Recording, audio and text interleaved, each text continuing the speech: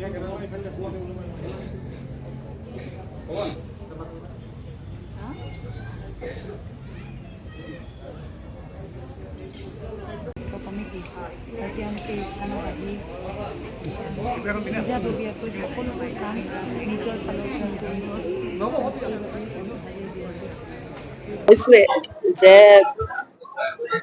এইটো পৰিস্থিতি আজি আমি যোনটো সন্মুখীন হৈছো, এই পৰিস্থিতিৰ কাৰণে যি কিজন কালপ্ৰিট দায়ী তেওঁলোকৰ কাৰণে সৰ্বোচ্চ মেক্সিমাম পচিবল পানিচমেন্টটো হওক, আমি সেইটোৱে বিচাৰিছো, সেইটোৱে প্ৰাৰ্থনা কৰিছো আৰু ন্যায়ালয়ৰ ওপৰত আস্থা ৰাখিছো। সেই হিচাপে যাতে মেক্সিমাম পচিবল পানিচমেন্টটো পায়, ভগৱানৰ ওচৰত প্ৰাৰ্থনা কৰিছো।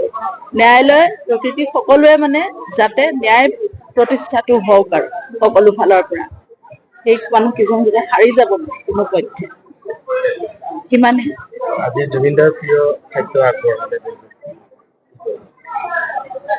তেওঁ জলপান ভাগ বিহুৰ বৰ তৃপ্তিৰে খাইছিলে, সেইকাৰণে আমি জলপান ভাগ তেওঁ ভাল পোৱা বস্তুখিনিৰে সতে আগবঢ়াইছো তেওঁলৈ।